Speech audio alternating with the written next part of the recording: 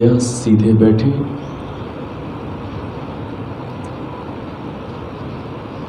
नेत्रों को कोमलता से बंद कर लीजिए।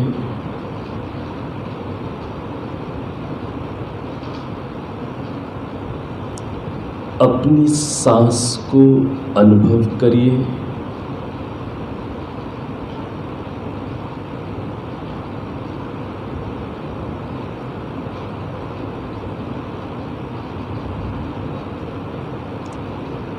यह श्वास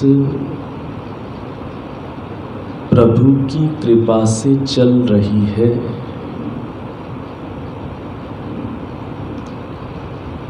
इस सत्य के प्रति जगिए।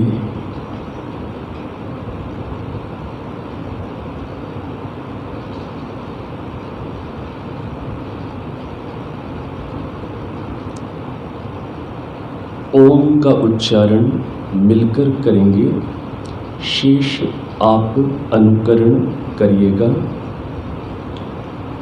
लंबी सांस भर लीजिए।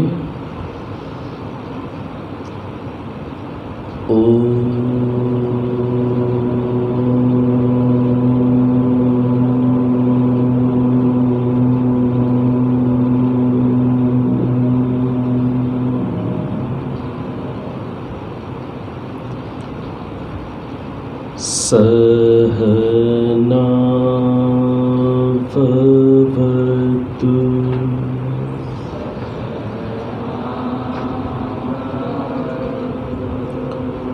सहनौ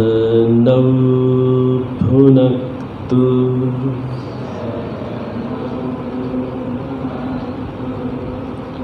सह वीर्यं करवावहै।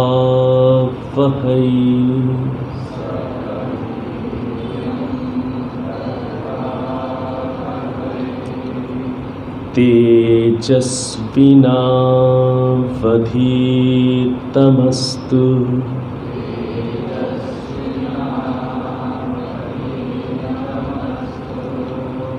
मा विद्विषावहै।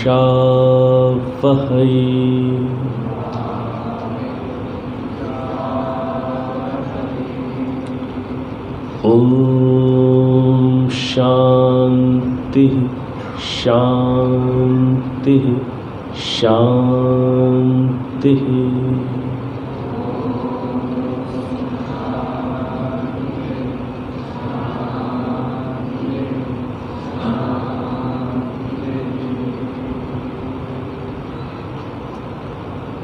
अब आप नेत्रों को खोल सकते हैं।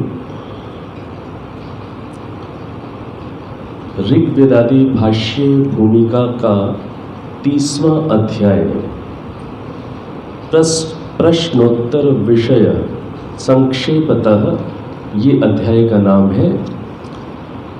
इस अध्याय का अध्ययन हम लोगों ने कल प्रारंभ किया और कल जो बातें हम लोगों ने समझने का प्रयास किया कि वेदों के ये 4 विभाग क्यों किए गए, तो महर्षि ने उत्तर क्या दिया?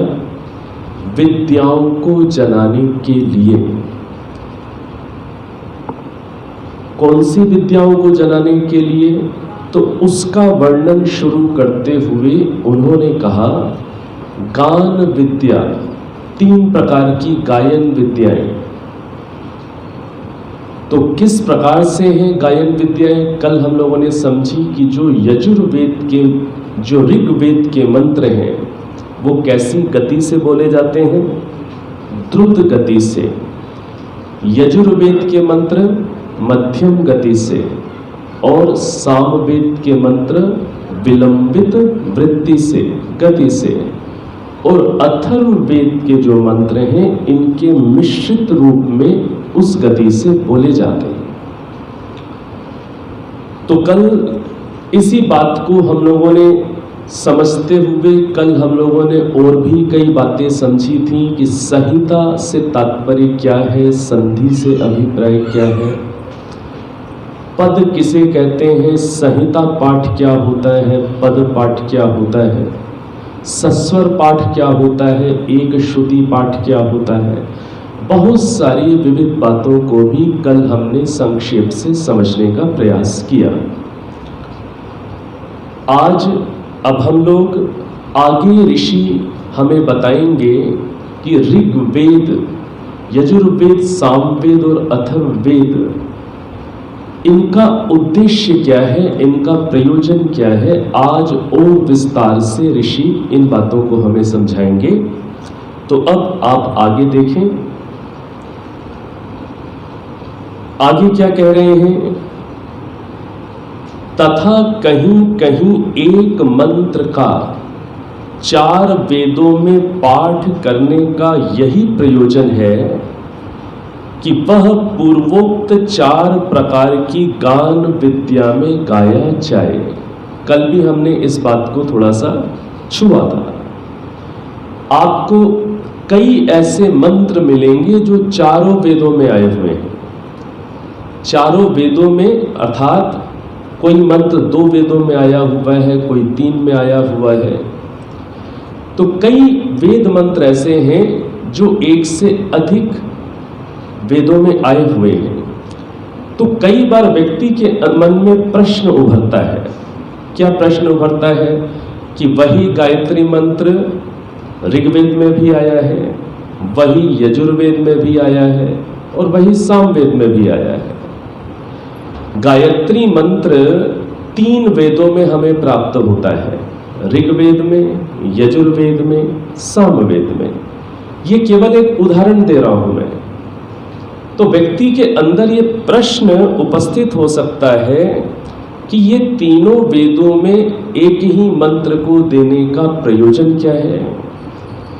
इसी प्रकार से एक ही वेद में कुछ ऐसे भी मंत्र मिलते हैं कि जो 8-8 बार आए हैं, 12-12 बार आए हैं। ऋग्वेद के अंदर 12 बार आने वाला मंत्र भी है, 8 बार आने वाला मंत्र भी है, एक ही मंत्र। तो व्यक्ति के मन में ये प्रश्न उभर सकता है कि ये कहीं पुनरुक्ति तो नहीं है, क्यों एक ही मंत्र को इतनी बार दिया गया। तो उसका यहाँ पर हमें संकेत रूप में समाधान मिल रहा है। तो ऋषि क्या कह रहे हैं, कहीं कहीं एक मंत्र का चारों वेदों में पाठ करने का यही प्रयोजन है कि वह पूर्वोक्त चारों प्रकार की गान विद्या में गाया जाए। जो 4 प्रकार की गान विद्या आ गई हैं उसमें उसको गाया जाए, ऐसा भी प्रचलन, ऐसा भी अभ्यास समाज में हो। तथा प्रकरण भेद से, प्रकरण भेद, जिस प्रकार से आप सभी इस बात को समझते हैं कि कोई एक बात भिन्न देशकाल परिस्थिति में कही गई भिन्न अर्थ को रखने वाली होती है। वही एक सेंटेंस यदि आपने किसी डिफरेंट माहौल में कहा है तो वो वहां पर एक अलग अभिप्राय दे रहा होगा। वही एक सेंटेंस यदि आप किसी विभिन्न स्थिति में उस सेंटेंस को कह रहे हैं तो वो उस स्थिति विशेष के कारण वो अलग अर्थ दे रहा होता है। तो क्या ऋषि कह रहे हैं कि भिन्न भिन्न प्रकरण भेद के कारण कुछ कुछ अर्थ भेद भी होता है।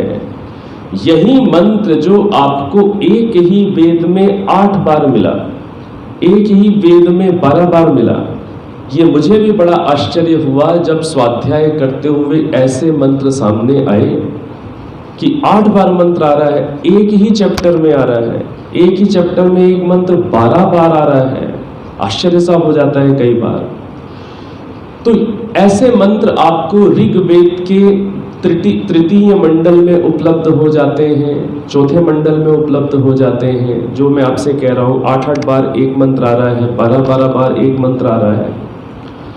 महर्षि दयानंद सरस्वती जी के जब आप भाष्य को पढ़ते हैं, हम सबका ये सौभाग्य रहा कि महर्षि दयानंद सरस्वती जी ने ऋग्वेद के 7वें मंडल के 61वें सूक्त के दूसरे मंत्र तक भाष्य उन्होंने वो कर सके।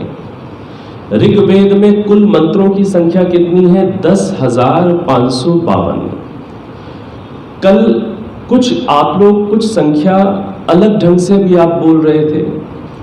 ऐसा आपको 10,552 से अतिरिक्त कोई दूसरी संख्या आसपास की भी लिखी हुई किसी पुस्तक में मिल सकती है। कल इस बात को थोड़ा सा समझाना रह गया था, तो इसी बात को कहते हुए मैंने कल क्या बात कही थी कि जो वेद के अंदर जो स्वर हैं उनकी भी काउंटिंग है, और स्वर की काउंटिंग कैसे है उसको हमने समझा था छंदों के माध्यम से। शुद्ध गायत्री मंत्र में 24 मात्राएं होती हैं, निश्चित गायत्री मंत्र में 23 मात्राएं होती हैं, भुरिक गायत्री छंद में 25 होती हैं। तो ये जो छंद हैं, छंदों की मात्राएं निर्धारित हैं। आपने हेडिंग में छंद का नाम पढ़ लिया तो आप बिल्कुल समझिए, आपको गिनने की जरूरत नहीं है कि इसमें कितने स्वर हैं। तो कल ये मैंने बात कही कि जो वेद हैं उनके अंदर तो स्वर कितने हैं उसकी भी गणना है। जब उतनी सूक्ष्म गणना है तो फिर ये 10,552 या फिर कोई दूसरी संख्या ऋग्वेद की यदि आपको कहीं पढ़ने को मिलती है तो ये भेद क्यों आता है? कई बार व्यक्ति के मन में भी डाउट हो जाता है कि पता नहीं, ऐसा तो नहीं है कि वेदों के अंदर कुछ मंत्र छूट गए हो कहीं पर या कहीं अधिक आ गए हो, तो ये संख्या भेद कैसे होता है इसको समझ लीजिए, जिससे आपके मन में ऐसा कहीं संशय हो तो वो हट जाए। ये संख्या भेद क्यों मिलता है? देखिए इस चीज को समझिए। कुछ वेद मंत्र आपको बड़े लंबे लंबे मिलेंगे, 3-3 पंक्तियों के, 4-4 पंक्तियों के मिलेंगे। कुछ वेद मंत्र आपको छोटे मिलेंगे। गणना करने वालों ने कहां पर अलग अलग ढंग से कुछ भेद कर दिया कि जो 4 पंक्तियों में है एक ही वेद मंत्र, उसकी उन्होंने 2 पंक्तियां एक मंत्र की मान ली और अगली 2 पंक्तियां दूसरे मंत्र में गिन ली। अब एक व्यक्ति ने उन 4 पंक्तियों वाले मंत्र को एक ही गिना, एक ने 2 गिन लिया। ये चीज समझ में आ रही है? आपको जो अक्षर हैं उनमें भेद नहीं मिलेगा, टोटल वॉल्यूम में कोई भेद नहीं मिलेगा। गणना करने के प्रकार के कारण ये संख्याओं के भेद हैं। एक और उदाहरण से आप समझें। अभी आप महानुभाव जिस रूप में यहां पर बैठे हुए हैं, यदि किसी व्यक्ति को कहा जाए, अब देखिए किसी भी प्रकार से गणना की जाए, नंबर ऑफ पार्टिसिपेंट्स जो इस सभा में हैं वो तो उतने ही रहेंगे ना, वो तो नहीं बदल जाएंगे। अब एक व्यक्ति को गणना करने के लिए कहा, मैंने खुशबू को कहा, ये खुशबू ये देखना यहां पर कितनी लाइंस में लोग बैठे हुए हैं। क्या मैंने कहा? कितनी पंक्तियों में यहां पर लोग हैं। और यही चीज मैंने स्नेहा से कही। स्नेहा, यही चीज मैंने स्नेहा से कही कि स्नेहा आप भी काउंट करना कि यहां पर लोग कितनी लाइंस में बैठे हुए, लाइंस काउंट करो। खुशबू का लाइंस काउंट करना और स्नेहा का लाइन काउंट करना, यदि ये प्रैक्टिकल अभी करा दें, समय लग जाएगा, लेकिन संभावना है कि वो अलग अलग आएगा। नंबर ऑफ लाइंस इनकी अलग अलग हो जाएंगी। हो सकता है कि स्नेहा, जैसे ये हमारी बहनें बैठी हैं, ये बैठी हैं, लेकिन इनमें थोड़ा सा आगे पीछे है। हो सकता है वो उनको एक लाइन काउंट करे, इनको दूसरी लाइन काउंट करे, और हो सकता है खुशबू इनको थोड़ा आगे पीछे मिलाकर एक ही काउंट कर दे। ये चीज समझ रहे हैं कि नहीं समझ रहे? इसी प्रकार से कुछ लोग ऐसे बैठे हुए हैं, हो सकता है कि इनमें से कोई बच्ची इनको और इनको, क्योंकि सिमेट्री है, मिलाकर एक काउंट कर दे। हो सकता है कोई अलग अलग काउंट कर दे।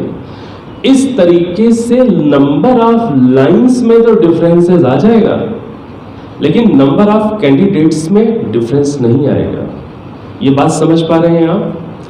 तो वेदों के अंदर जो शब्द हैं, जो अक्षर हैं, उनमें कहीं डिफरेंस नहीं है, काउंटिंग के डिफरेंस, मेथड के डिफरेंस के कारण नंबर ऑफ मंत्रास में कहीं कहीं डिफरेंस मिल जाते हैं। उसको लेकर के आप अधिक संशय में मत पड़िएगा कि हमारे वेदों के साथ क्या हो गया। ये चीज समझ में आ रही है कि नहीं आ रही? ठीक है, तो 10,552 मंत्र जो ऋग्वेद है, ऋग्वेद के अंदर ऋग्वेद का जो विभाजन है वो मंडलों के आधार पर है। ऋग्वेद का विभाजन कैसे है? मंडल।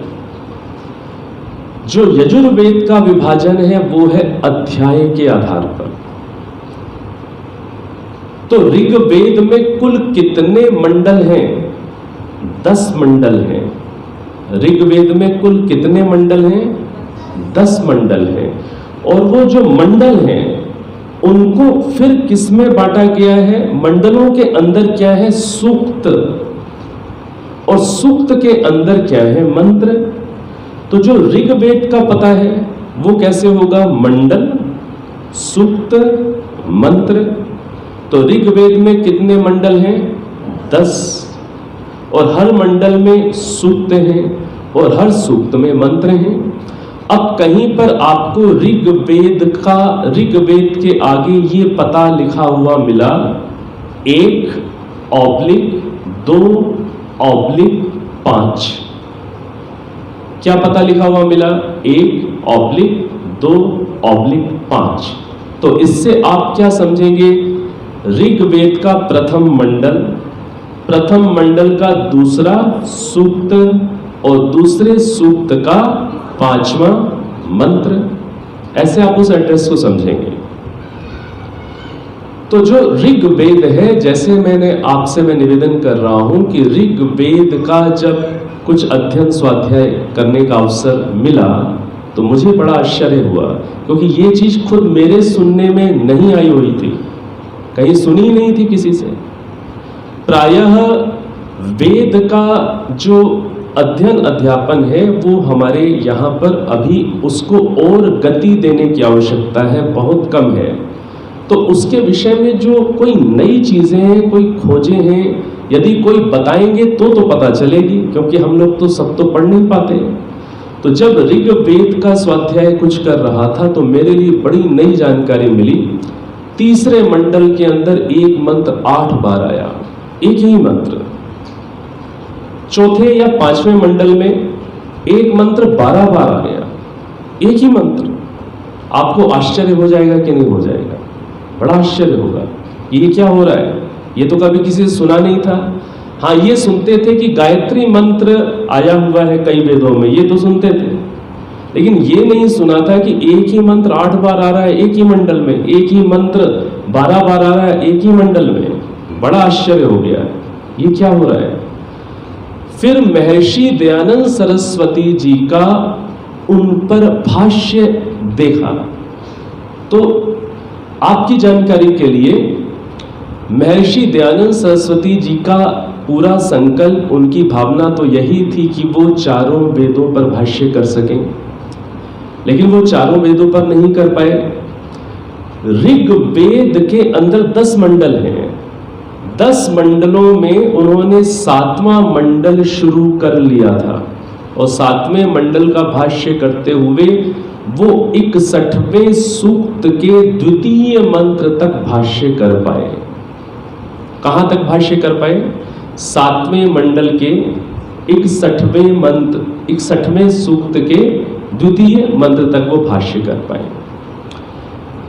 और इसी बीच में चूंकि ऋग्वेद बड़ा है, ऋग्वेद का भाष्य करते करते उन्होंने बीच में यजुर्वेद का भाष्य भी प्रारंभ कर दिया था, क्योंकि ऋग्वेद बहुत बड़ा है। ऋग्वेद में 10,552 मंत्र हैं और यजुर्वेद में कितने मंत्र हैं? 1975। तो उनको ये लगा होगा कि कहीं बहुत बड़ा भाष्य कर रहा हूं, साथ में मैं यजुर्वेद भी शुरू कर लूं, कम से कम ये तो पूरा हो ही जाएगा। तो यजुर्वेद का तो उनका भाष्य हमें पूरा उपलब्ध हो गया, लेकिन ऋग्वेद का हमें उनका पूरा भाष्य उपलब्ध नहीं हो पाया। ऋग्वेद के 7वें मंडल का ये जो मैं आपको सूक्त कह रहा हूं, इस सूक्त के आसपास एक बहुत प्रसिद्ध मंत्र का भाष्य में उनका उपलब्ध हो गया। कौन सा मंत्र है? महामृत्युंजय मंत्र, त्र्यंबकम यजामहे। त्र्यंबकम यजामहे का ऋषि दयानंद सरस्वती जी का जब भाष्य आप पढ़ेंगे तो आपको उसमें नवीनता मिलेगी। यदि आप एक थोड़ा सा अपने साथ एक संकल्प कर लें कि जिन मंत्रों पर भाष्य महर्षि दयानंद सरस्वती जी का उपलब्ध है, उन मंत्रों पर भाष्य भाई हम उन्हीं का पढ़ेंगे। यदि आप ये संकल्प कर लें तो आप पाएंगे कि आपको उन मंत्रों की बड़ी गहराई वाले अर्थ आपको प्राप्त हो जाएंगे। जिन मंत्रों पर महर्षि का भाष्य उपलब्ध नहीं है, उन मंत्रों का जो हमारे आर्य विद्वान हैं, जिनका बहुत परिश्रम तप है, हम उनका भाष्य पढ़ेंगे। गायत्री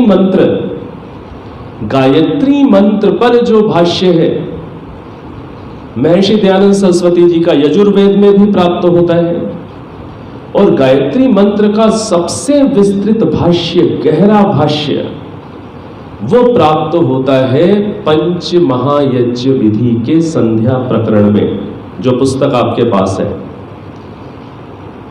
गायत्री मंत्र में सबसे मुख्य पद क्या है? दो पद बहुत मुख्य हैं गायत्री मंत्र में।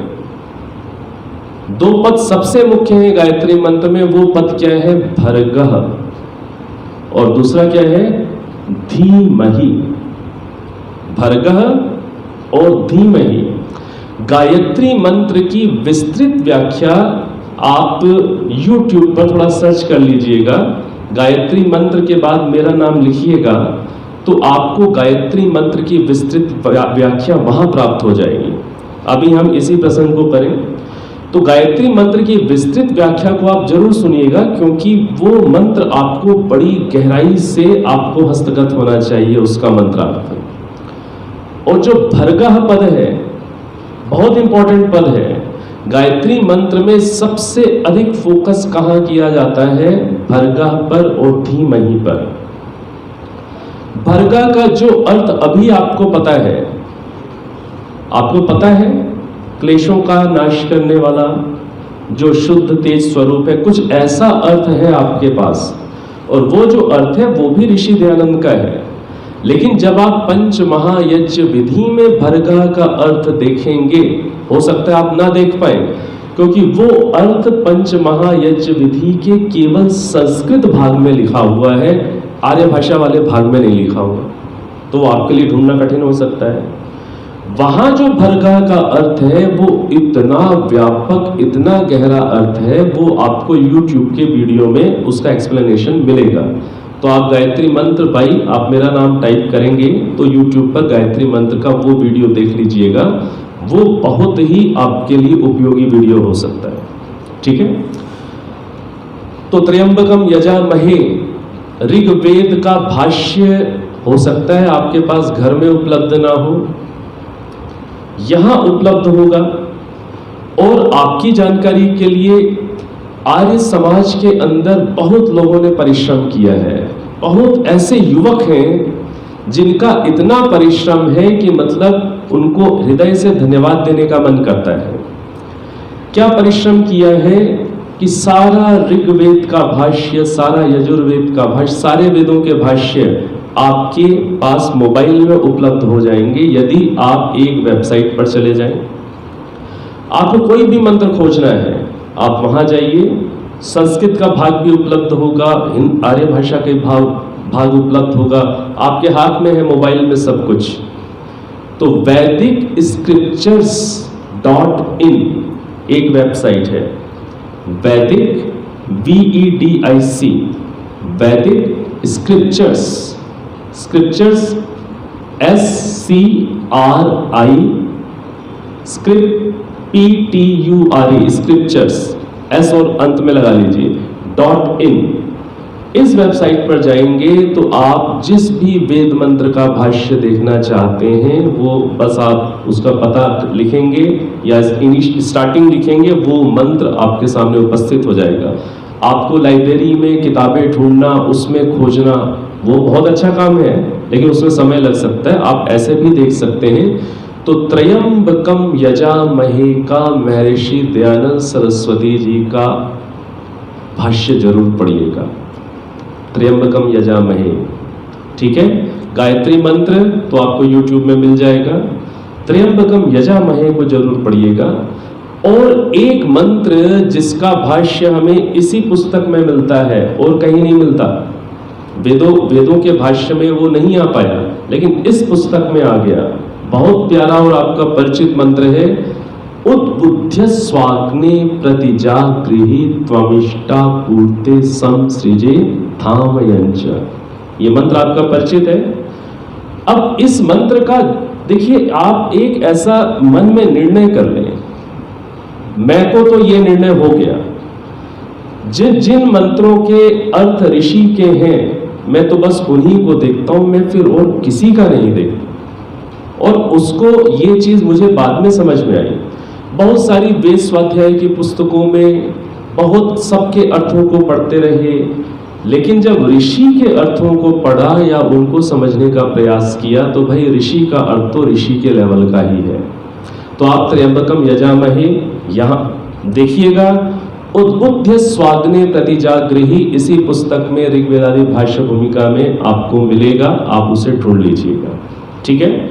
अब आगे चलते हैं। बातें तो बहुत हैं, फिर मुझे ये भी देखना होता है समय और फिर आप सबका भी सामर्थ्य, धैर्य। अब आगे चलते हैं। ऐसे ही ऋग्भिस्तु ऋग्वेद में सब पदार्थों के गुणों का प्रकाश किया है। तो ऋग्वेद में परमात्मा ने क्या किया? सभी पदार्थों के गुणों का प्रकाश किया, जिससे उनमें प्रीति बढ़कर उपकार लेने का ज्ञान प्राप्त हो सके। जब किसी भी पदार्थ के गुणों को आप जानते हैं और वो गुण आपके लिए उपयोगी है, तो आपकी क्या होती है? उन गुणों में और उस पदार्थ में प्रीति हो जाती है, आकर्षण हो जाता है, और फिर आप उससे उपकार लेने का प्रयास करते हैं।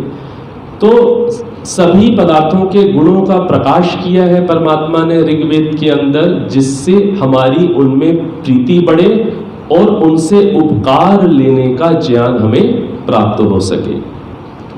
क्योंकि बिना प्रत्यक्ष ज्ञान के संस्कार और प्रवृत्ति का आरंभ नहीं हो सकता। बिना प्रत्यक्ष ज्ञान के वेद के अंदर आप सूर्य के विषय में कुछ समझ रहे हैं, वहां जो आप सूर्य के विषय में समझ रहे हैं वो तो शाब्दिक ज्ञान है।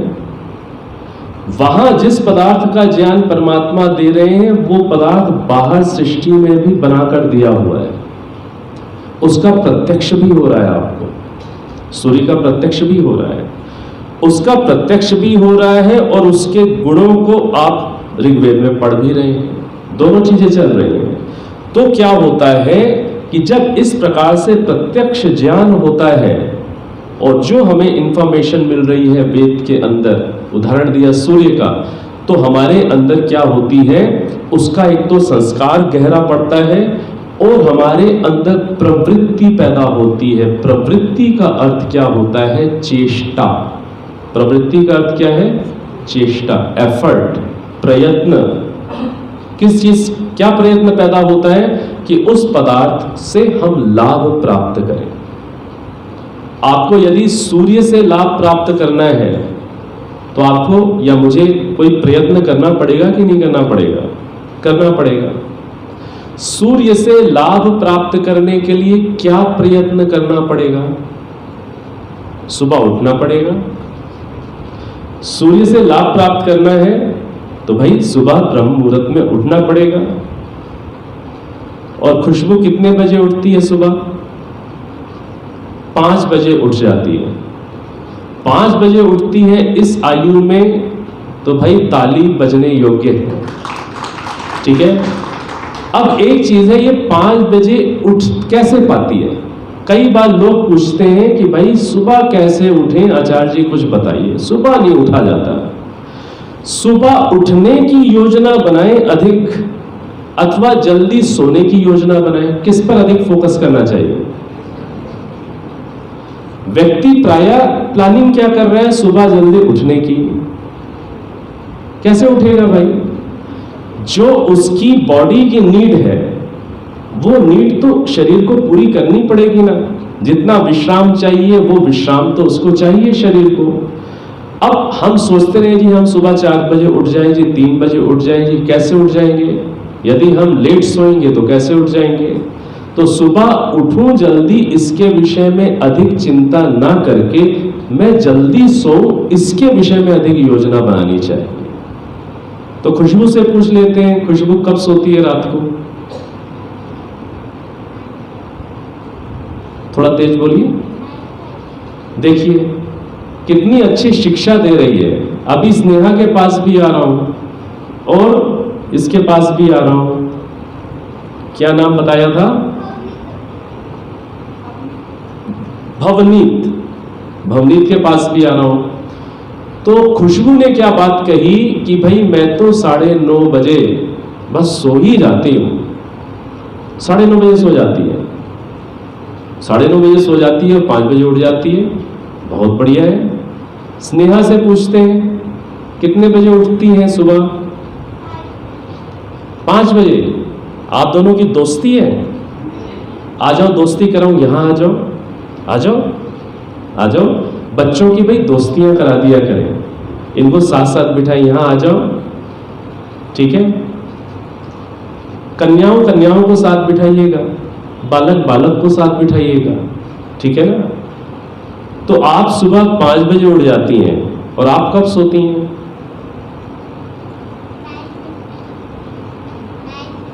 9:15। ये बढ़िया है। 9:15 बजे सो जाती है, 15 मिनट अधिक सो रही है आपसे, ठीक है। तो 9:15 पर सो जाती है, सुबह 5 बजे उठ जाती है। अब चलते हैं हम अपने छोटू के पास। आप बताओ कब उठते हो सुबह? क्या बात है, नकल तो नहीं चल रही कुछ? कई बार ऐसा भी होता है बच्चों में, एक ही आंसर सबका। आप भी 5 बजे। आपके पिताजी कहां बैठे हैं? पिताजी ठीक कह रहे हैं ये? अच्छा, आपकी तो चोटी भी है, लंबी सी चोटी है। अच्छा, तो 5 बजे उठते हैं और आप रात को कब सोते हैं? 9 बजे। अच्छा, 15-15 मिनट का है। उम्र का भी शायद कुछ होगा तकाजा, ठीक है। तो भाई इन बच्चों के लिए तालियां बजाइए। और बच्चों के लिए ये जो तालियां बजी हैं, ये उनके पेरेंट्स के लिए भी बजी हैं। पेरेंट्स के लिए भी ये तालियां हैं, ठीक है। तो वापस आ जाएं। तो क्या कह रहे हैं? प्रवृत्ति। प्रवृत्ति का अर्थ क्या होता है? चेष्टा, प्रयत्न, एफर्ट। किसी भी चीज के लिए आपकी जो प्रवृत्ति होती है, आप जो उस ओर चेष्टा करते हैं, किस दिमाग से करते हैं? 2 चीजें आपके दिमाग में होती हैं कि हाँ भाई इस चीज से मुझे लाभ मिलेगा, तब तो आप उसकी ओर बढ़ेंगे। जो प्रवृत्ति है वो 2 प्रकार से होती है। एक तो उस ओर जाना या उस ओर से हटना। जो लाभदायक पदार्थ है उसकी ओर तो आप बढ़ेंगे, उसको पाने की कोशिश करेंगे। और यदि सर्प देवता यहां प्रकट हो जाए, सर्प देवता यहां प्रकट हो जाए, तो क्या प्रवृत्ति होगी? उस ओर जाने की होगी कि वहां से हटने की होगी? दूर जाने की होगी। तो पदार्थों के गुणों को जानकर हमारे अंदर प्रवृत्ति पैदा होती है। प्रवृत्ति उस पदार्थ को पाने की होगी या उस पदार्थ से दूर जाने की होगी। उपयोगी पदार्थ है तो आप ग्रहण करना चाहेंगे, यदि आपके लिए उपयोगी पदार्थ नहीं है तो आप उसका त्याग करना चाहेंगे। ठीक है, बात समझ में आ रही है?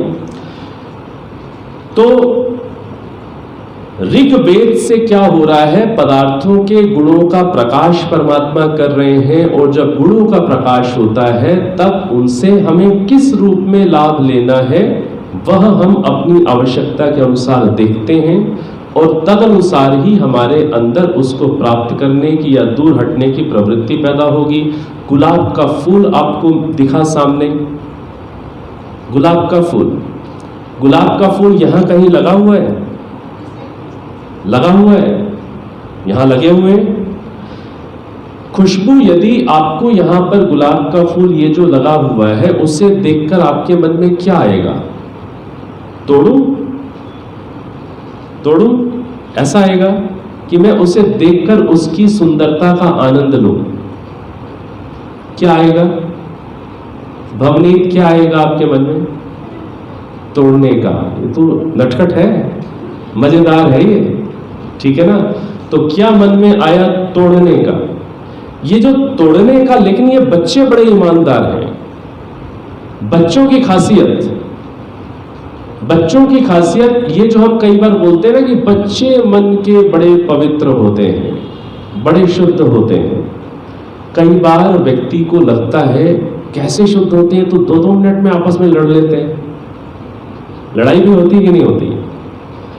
हम लोग क्या बोलते हैं कि बच्चे बड़े शुद्ध होते हैं, परमात्मा का रूप होते हैं, बहुत पवित्र होते हैं, और थोड़ी देर बाद देखें तो बस लट्ठम लट्ठ हो रहे हैं। ऐसा भी होता है कि नहीं होता? होता है, ये भी होता है, ये भी होता है। तो फिर ये पवित्र कैसे? ये प्रश्न बनेगा कि नहीं बनेगा? नहीं नहीं, ये मेरी चीज है, मैं नहीं दूंगा, मैं नहीं दूंगी, ये सब भी चलता है कि नहीं चलता? लेकिन इन्हें पवित्र भी कह रहे हैं।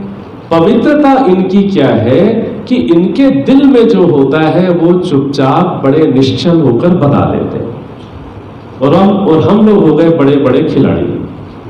जो दिल में होता है उसे कैसे छुपाना, कैसे लुकाना, उसकी ट्रिक्स हम लोग सीख गए आयु के साथ। इनमें वो चीजें नहीं है।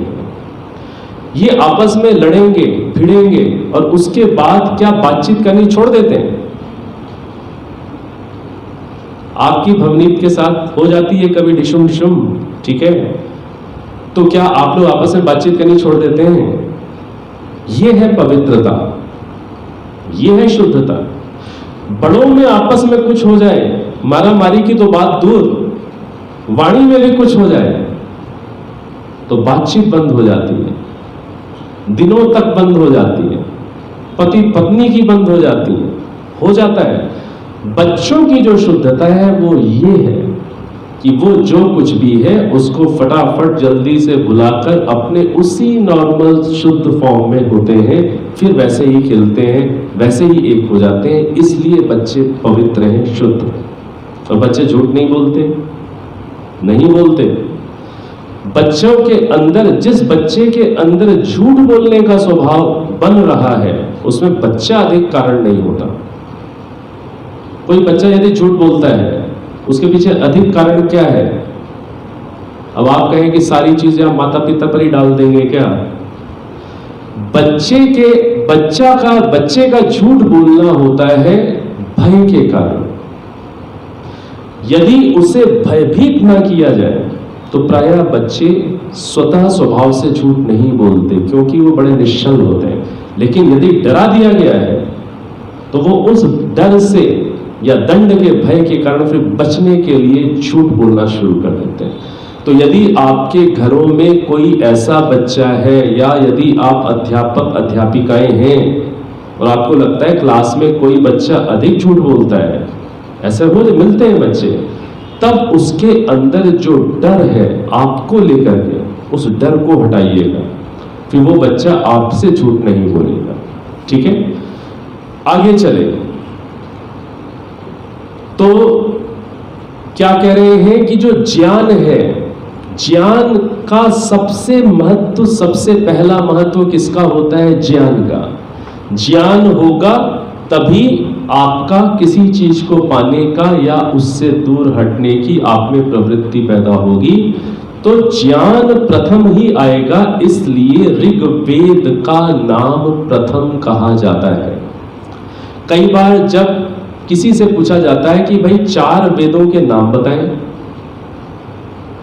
4 वेदों के नाम बताएं, तो कई बार लोग 4 वेदों के नाम बता तो देते हैं लेकिन सीक्वेंस में नहीं बताते। 4 वेदों के नाम भी हमें सीक्वेंस में ही याद होने चाहिए। ऋग्वेद, यजुर्वेद, सामवेद और अथर्ववेद इसी सीक्वेंस में याद होने चाहिए। ठीक है, इसी सीक्वेंस में याद होने चाहिए। क्यों होने चाहिए उसका कारण आ गया, क्योंकि पहले ज्ञान होगा फिर कर्म होगा। अब आगे क्या कह रहे हैं, तथा यजुर्वेद में क्रिया कांड का विधान लिखा है। क्रिया कांड, कर्म कैसे करने हैं इसका विधान लिखा है। सो ज्ञान के पश्चात ही कर्ता की प्रवृत्ति यथावत हो सकती है। पहले ज्ञान होगा तभी तो बाद में प्रवृत्ति होगी, इसलिए ऋग्वेद की गणना प्रथम की जाएगी, उसके बाद यजुर्वेद का क्रम आएगा। क्योंकि जैसा ऋग्वेद में गुणों का कथन किया है, वैसा ही यजुर्वेद में अनेक विद्याओं के ठीक ठीक विचार करने से संसार में व्यवहारी पदार्थों से उपयोग सिद्ध करना होता है। जो विद्याएं हैं उनका उपयोग कैसे करना है, प्रयोग कैसे करना है, पदार्थों के साथ हमें उनसे व्यवहारिक स्तर पर कैसे लाभ प्राप्त करना है, ये चीजें यजुर्वेद में बताई गई। ऋग्वेद में तो पदार्थों के गुणों का प्रकाश कर दिया। अब वो पदार्थ जिनके गुणों का प्रकाश किया है उनसे हमें उपयोग क्या लेना है, उनसे लाभ क्या लेना है, या उन्हें प्राप्त कैसे करना है, उनसे व्यवहार क्या करना है, ये सारी चीजें कहां समझाई जाती हैं, यजुर्वेद के अंदर। आगे कह रहे हैं, जिनसे लोगों को नाना प्रकार का सुख मिले, जिससे कारण लोगों को विविध प्रकार का सुख प्राप्त हो सके। क्योंकि जब तक कोई क्रिया विधि पूर्वक ना की जाए तब तक उसका अच्छी प्रकार भेद नहीं खुल सकता। जब तक विधि पूर्वक आप किसी क्रिया को नहीं करते, तो यजुर्वेद के अंदर विधि भी आएगी, विधि भाग भी आएगा, कैसे कर्म को करना है, किस विधि से करना है, जिससे उसका हमें ठीक प्रकार से फल प्राप्त हो सके। तो कोई भी कर्म है, कोई भी चीज है, घर कैसे बनाना है, घर उपयोगी है, ये हमको सबकी आवश्यकता है। बनाना कैसे है, इसके लिए विधि का परिज्ञान होना चाहिए कि नहीं होना चाहिए। ये जो विधि का परिज्ञान है ये भी आपको यजुर्वेद में मिलेगा। विधि, ठीक विधि यदि होगी तभी हम उस पदार्थ को ठीक रीति से प्राप्त कर पाएंगे और उसका उपयोग ले पाएंगे। इसलिए जैसा कुछ जानना व कहना वैसा ही करना भी चाहिए।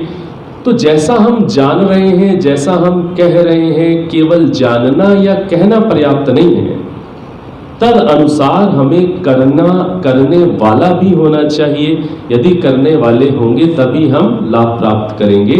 तो यजुर्वेद के अंदर क्या है, कैसे हम व्यवहार में वस्तुओं का प्रयोग करें, किस विधि का हम उपयोग लें, व्यवहारिक स्तर पर हम कैसे पदार्थों का उपयोग करें, कैसे उनसे लाभ लें, ये सारा कुछ किसमें है, यजुर्वेद में।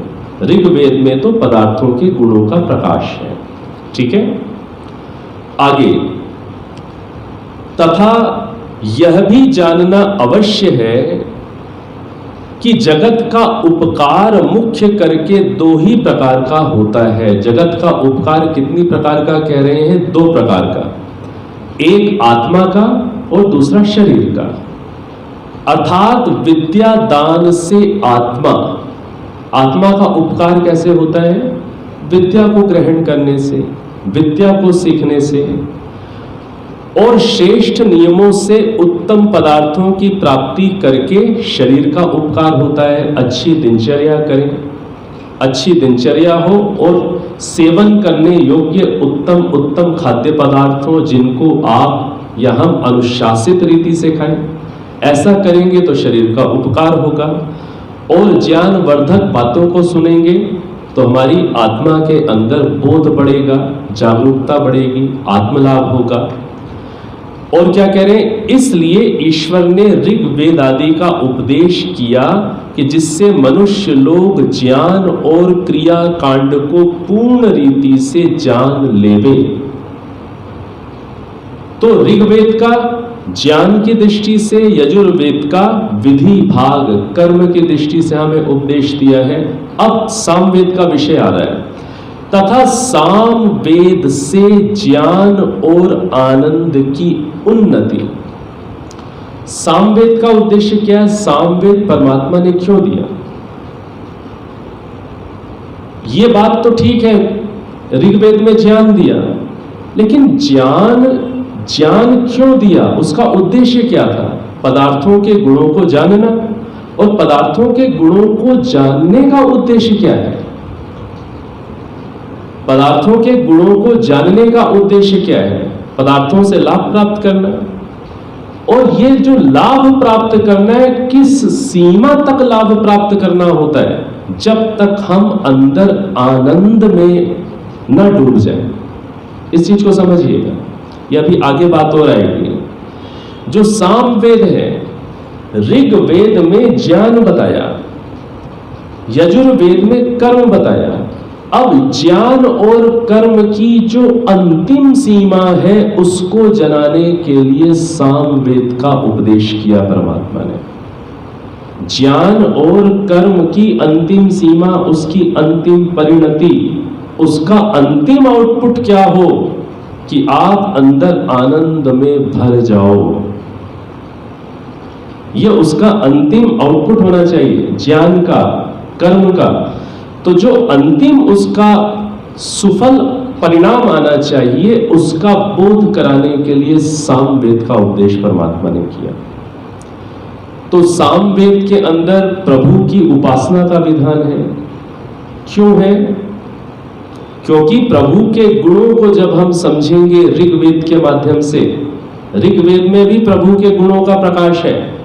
ऋग्वेद में ऐसा नहीं कि केवल जड़ चीजों के गुणों का प्रकाश है, सभी पदार्थों के गुणों का प्रकाश है। तो ऋग्वेद में ईश्वर के गुणों का भी प्रकाश होगा।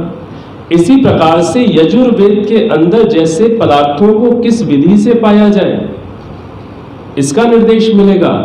तो जो चेतन महान पदार्थ ईश्वर है, उनको भी कैसे पाया जाए, इसका भी निर्देश मिलेगा यजुर्वेद के अंदर। अब ये जो ज्ञान है और ये जो कर्म है, इसका अंतिम फल क्या होता है, उसका वर्णन कहां मिलेगा? सामवेद में।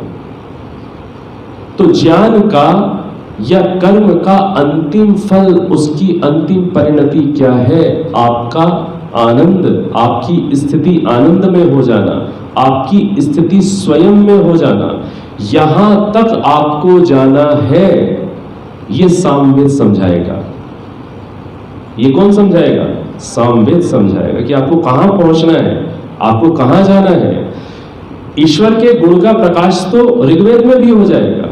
ऐसा नहीं है कि सामवेद में ही ईश्वर का विषय है केवल। आप पढ़ लीजिए, ऋग्वेद में ही पहला ही मंत्र है। ईश्वर के गुणों का प्रकाश तो ऋग्वेद में होना शुरू हो जाएगा। आत्मा का स्वरूप भी ऋग्वेद में भी बता दिया जाएगा। यजुर्वेद में विधि भाग भी आ जाएगा कि कैसे प्राप्त करना है। लेकिन अंतिम प्राप्ति क्या होगी, ये सब करके आपको किस उपलब्धि में जाएंगे, उसका वर्णन सामवेद में है। ये चीज समझ में आ रही है कि नहीं आ रही? अब आगे चले और नई बातें आएंगी। और अथर्ववेद से सर्व संशयों की निवृत्ति होती है। अथर्ववेद का अभी हमने क्या सुना हुआ है? अभी हमने केवल सुना है विज्ञान। अथर्ववेद से अभी हमने क्या सुना है कि विज्ञान के साथ साथ उसका भी विस्तार आपको मिलेगा। ये एक विस्तार मिल गया। क्या मिला विस्तार? कि अथर्ववेद से क्या होता है? सर्व संशयों की निवृत्ति। देखिए, चलिए अभी आगे पढ़ते हैं, चीज आ जाएगी। मेरे को समय का भी देखना है। अगला प्रश्न देखिए, प्रथम ऋग, दूसरा यजुः, तीसरा साम और चौथा अथर्व वेद, इस क्रम में 4 वेद क्यों गिने हैं? फिर से प्रश्न आ रहा है, फिर से स्पष्ट करेंगे, गहराई से करेंगे। उत्तर, जब तक गुण और गुणी का ज्ञान मनुष्य को नहीं होता। गुण और गुणी, गुणी किसे कहते हैं? जिसमें गुण रहते हैं। तो जब तक गुण और गुणी का ज्ञान मनुष्य को नहीं होता तब पर्यंत उनमें प्रीति से प्रवृत्ति नहीं हो सकती, पहले बात आ चुकी है। और इसके बिना शुद्ध क्रिया आदि के अभाव से मनुष्यों को सुख भी नहीं हो सकता था, लगभग ये बातें आ चुकी हैं। इसलिए वेदों के 4 विभाग किए हैं कि जिससे प्रवृत्ति हो सके, क्योंकि जैसे इस गुण ज्ञान विद्या को जनाने से पहले ऋग्वेद की गणना योग्य है, वैसे ही पदार्थों के गुण ज्ञान के अनंतर क्रिया रूप उपकार करके सब जगत का अच्छी प्रकार से हित भी सिद्ध हो सके, इस विद्या के जनाने के लिए यजुर्वेद की गिनती दूसरी बार की है। बातें आ गई हैं, आप समझ रहे हैं। अब आगे देखिए, आगे देखिए, ऐसे ही ज्ञान, कर्म और उपासना कांड की वृद्धि व फल कितना और कहां तक होना चाहिए, जो मैं आपसे बात कह रहा था पहले। ज्ञान, कर्म और उपासना कांड की वृद्धि और फल कितना और कहां तक होना चाहिए, इसका विधान सामवेद में लिखा है। सामवेद को हम कई बार केवल इतना बोलते हैं ना, उपासना का विषय।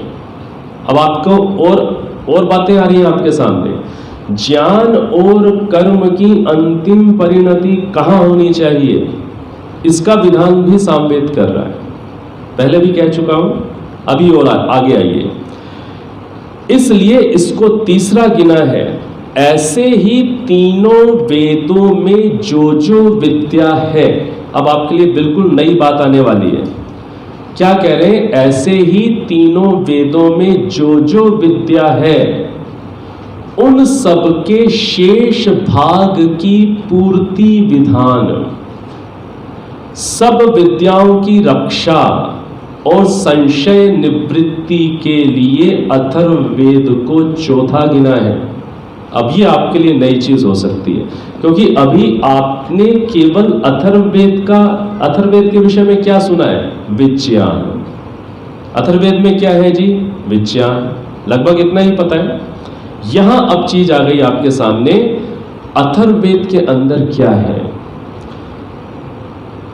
जो जो विद्याएं ऋग्वेद में, यजुर्वेद में या सामवेद में जो कुछ भी बातें बता दी गई, देखिए ऋग्वेद में ज्ञान आया, यजुर्वेद में कर्म आया। आपने ज्ञान प्राप्त किया, आपने कर्म किया, और कर्म करने की, ज्ञान प्राप्त करने की अंतिम परिणति क्या थी? आनंद। उसका विधान सामवेद में आ गया। अब जब आपने इतना सब कुछ किया, देखिए किसी भी चीज में डेप्थ में जाने की प्रक्रिया क्या है। आप क्या करते हैं? पहले उसके विषय में जानकारी लेते हैं, फिर क्या करते हैं? आप उस जानकारी के अनुरूप कर्म करते हैं। फिर जब आप कर्म करते हैं तो आपको अपने कर्म के अनुसार कुछ उपलब्धि होती है। ऐसा होता है कि नहीं होता? प्रक्रिया क्या हुई? जानकारी मतलब ज्ञान, फिर कर्म, फिर उपलब्धि, यही प्रक्रिया है। ये प्रक्रिया कहां तक की हो गई? सामवेद तक की। जानकारी मतलब ज्ञान, ऋग्वेद से लिया, यजुर्वेद कर्म, और फिर इनकी जो उपलब्धि है उसका वर्णन कहां आ गया? सामवेद में आ गया। अब आपको जब उपलब्धि होती है तो ऐसा नहीं होता है कि आपको बिल्कुल अंतिम स्तर की उपलब्धि फर्स्ट एफर्ट में हो जाए। क्या ऐसा हो सकता है? अंतिम स्तर की उपलब्धि आपको पहले ही प्रयास में हो जाए, क्या ऐसा हो सकता है? लगभग नहीं होता। आपने जानकारी ली, आपने कर्म किया, और कर्म के आधार पर आपको जो उपलब्धि हुई, फिर आप उस उपलब्धि का विश्लेषण करेंगे कि ये मुझे अंतिम उपलब्धि हुई कि नहीं हुई। विश्लेषण करेंगे कि नहीं करेंगे? आप अपना इंट्रोस्पेक्शन करेंगे, निरीक्षण करेंगे कि नहीं करेंगे? और निरीक्षण करने के बाद फिर आपको लगेगा कि अभी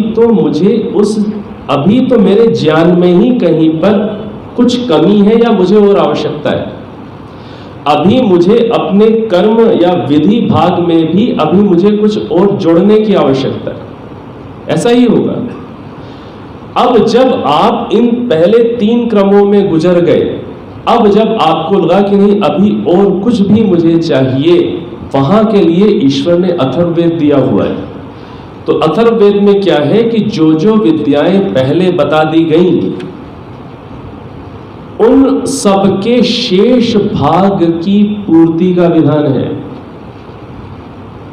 अर्थात जो जो विद्याएं आ गई हैं पहले, उनकी और गहराई आपको कहां मिलेगी? अथर्ववेद के अंदर। ये चीज समझ में आ रही है कि नहीं आ रही? समझ रहे हैं?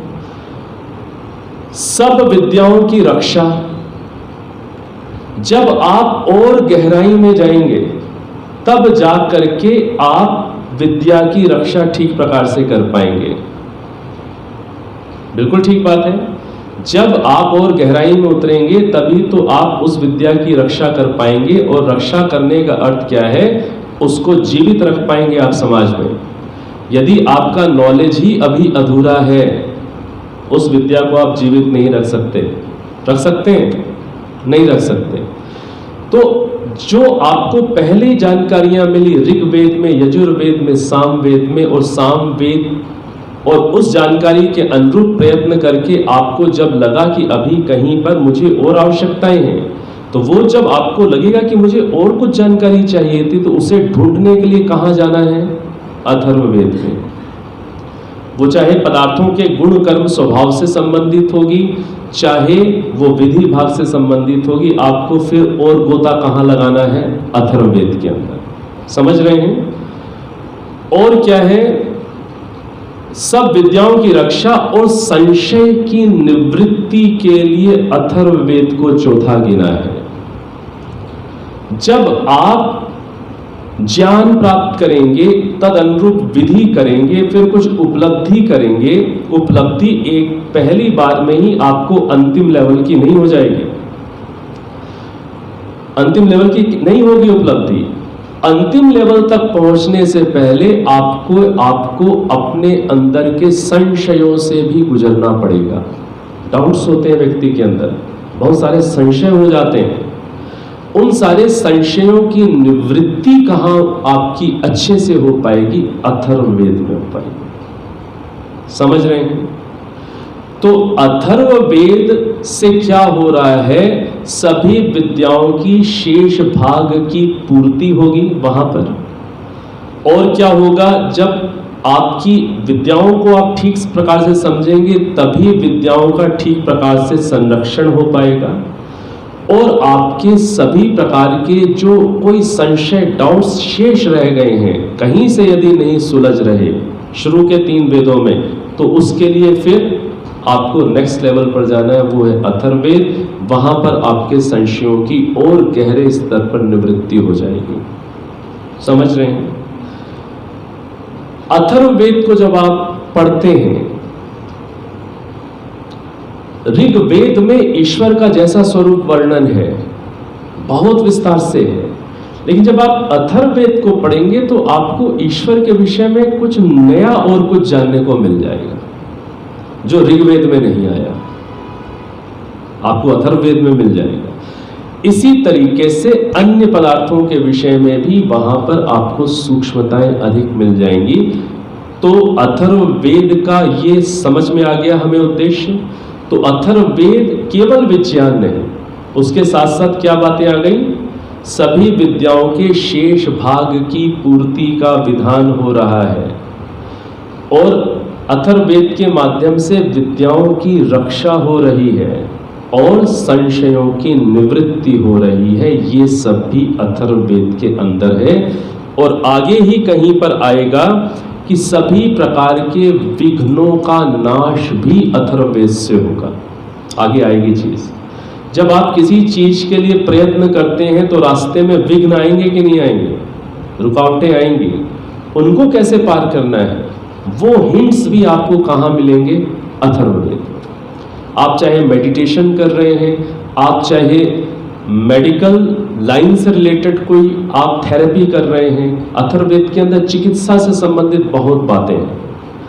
कुछ भी जो चीजें आपको लगे कि मेरी अभी बाकी रह गई हैं, तब आपको कहाँ अधिक परिश्रम करना पड़ेगा? अथर्ववेद के अंदर। ठीक है।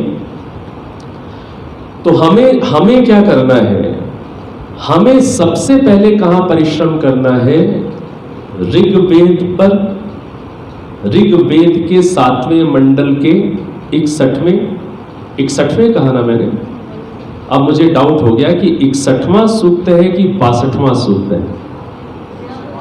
62वां सूक्त है। थोड़ा सा मैं संशोधन कर रहा हूं अपनी बात में। महर्षि दयानंद सरस्वती जी का भाष्य कहां तक उपलब्ध है, ऋग्वेद के 7वें मंडल के 62वें सूक्त के दूसरे मंत्र तक। पहले में क्या किया गया, 61वें सूक्त के दूसरे मंत्र तक। तो कहां तक है, 62वें सूक्त के दूसरे मंत्र तक। आप यदि वेद को पढ़ना चाहते हैं तो बस आप अभी यही प्लानिंग करिएगा कि मैं ऋग्वेद के 7वें मंडल के 62वें सूक्त के दूसरे मंत्र तक पढ़ूंगा। और मैं क्या पढ़ूंगा जीवन में, और मैं यजुर्वेद पढ़ूंगा, क्योंकि उस पर महर्षि दयानंद जी का भाष्य उपलब्ध है। मेरा तो इतना ही टारगेट है, मैं जो समझ पाया। ठीक है, जितना ऋषि का उपलब्ध है आप पहले उसको पढ़ लीजिए, अभी हमारे लिए वो भी बहुत पर्याप्त है। और अभी आपको अब ये चिंता नहीं करनी कि अब आप बोलें अच्छा अथर्ववेद की तो बड़ी महिमा आ गई, अब मैं अथर्ववेद ही पढ़ूंगा सीधे। ऐसा आप मत करिएगा, ऋषि को मत छोड़िएगा, ये चीज समझ रहे हैं। और ऋषि दयानंद के इतने भाष्य भी यदि पढ़ने में, ये भी आसान काम नहीं है, कठिनता अनुभव करें तो बिल्कुल घबराइएगा नहीं। 2 चीजें पढ़ लीजिएगा, आप बहुत आगे जीवन में निकल जाएंगे। सत्यार्थ प्रकाश को अच्छे से पढ़ लीजिएगा और ऋग्वेद आदि भाष्य भूमिका को अच्छे से पढ़ लीजिएगा। सार यहां आपको प्राप्त हो जाएगा। ठीक है, अब मैं समय अधिक नहीं लूंगा। तो हमने जो हमारी जानकारी थी कि वेदों के अंदर क्या है, क्या उस जानकारी में कुछ वृद्धि हो पाई ये पढ़ने से? हुई वृद्धि? और यदि ना पढ़ता, इसको लेक्चर दे देता ऐसे ही, तो शायद नहीं हो पाती। इसलिए इस चीज को आप जब दोबारा पढ़ेंगे तो आपको शायद और कुछ नई चीजें मिल जाएंगी। तो ये है स्वाध्याय का एक फल। इसलिए ऋषि हमें यही निर्देश कर गए, स्वाध्यायात् मा प्रमदितव्यः, स्वाध्याय से प्रमाद नहीं करना चाहिए। आज की दक्षिणा मांग लो, डरिएगा नहीं। आपकी जेबें मेरा टारगेट नहीं है। आज की दक्षिणा कि हम प्रतिदिन कम से कम आधा घंटा, चलिए 20 मिनट, हम सत्यार्थ प्रकाश या ऋग्वेदादि भाष्य भूमिका को पढ़ेंगे। इतनी सी बात, केवल इतनी सी बात मांग रहा हूं। कम से कम 20 मिनट हम सत्यार्थ प्रकाश या ऋग्वेदादि भाष्य भूमिका को पढ़ेंगे, प्रतिदिन पढ़ेंगे। क्या आप ऐसा कर सकते हैं? क्या आपके पास 15 मिनट का, 20 मिनट का समय है प्रतिदिन? है। तो अब इसमें दे दीजिए दक्षिणा जिन जिनको देनी है। जिनको नहीं देनी वो मत खड़े करिएगा, मैं कुछ बुरा नहीं मानने वाला। 15 मिनट, चलिए 20 मिनट से 15 मिनट कर दिया। 15 मिनट में सत्यार्थ प्रकाश या भाष्य भूमिका पढ़ूंगा या पढ़ूंगी। हाथ खड़ा करिए। अब हाथ खड़े रखिए, मेरे को नजर दौड़ाने दीजिए। 1 मिनट। चलिए, बहुत बहुत धन्यवाद है। और आपको पता है, जब मैं नजर दौड़ा रहा था, आपके आस पड़ोस वाले भी आपको देख रहे थे। इस चीज को याद रखिएगा। आपने इतने लोगों के बीच में हाथ खड़ा कर दिया, कम से कम पड़ोसी आसपास वालों को तो पता चल ही गया। तो अपना ये संकल्प सरल है, आप इसको पूरा कर सकते हैं। 15 मिनट ही सही, जरूर ऐसा करिएगा। आपका बहुत बहुत धन्यवाद।